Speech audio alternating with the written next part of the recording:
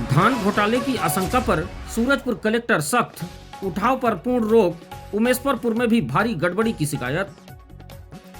छत्तीसगढ़ के सूरजपुर जिले में धान के उठाव और भंडारण में अनियमितता सामने आने के बाद प्रशासन ने सख्त रूप अपनाया है।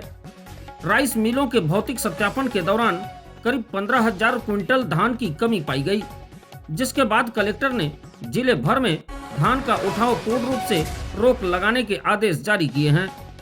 कलेक्टर ने स्पष्ट किया है कि जब तक सभी समितियों और राइस मिलों का संपूर्ण भौतिक सत्यापन नहीं हो जाता, तब तक किसी भी परिस्थिति में धान का उठाव नहीं किया जाएगा।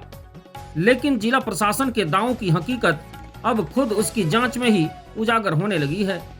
लगभग आखिरी के दिनों में सक्रिय हुई प्रशासन की संयुक्त जांच टीम ने कई धान खरीदी केंद्रों में भौतिक सत्यापन किया, जिसमें करोड़ों रुपए मूल्य के धान की कमी महज 4 खरीदी केंद्रों में ही आधिकारिक रूप से सामने आ गई। यह खुलासा न सिर्फ प्रशासनिक निगरानी पर सवाल खड़े करता है, बल्कि पूरे धान खरीदी सिस्टम को भी कटघरे में खड़ा कर दिया है।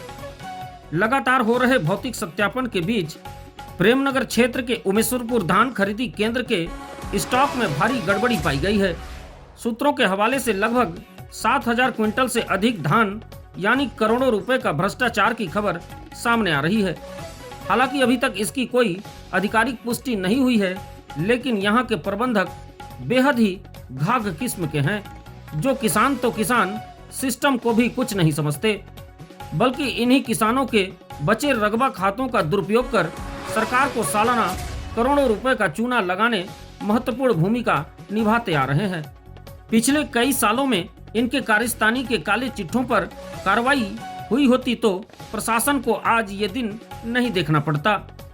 इसके अलावा भी जिले के अधिकांश समितियों के स्टॉक में भारी गड़बड़ी की जानकारी मिल रही है। सोनपुर, कुरीडी, डुमरिया, करौटीबी, कृष्णपुर, चंदौरा, कोटिया, जगन्नाथपुर सहित न जाने कितने समितियों में किसानों का खुला शोषण हो रहा है।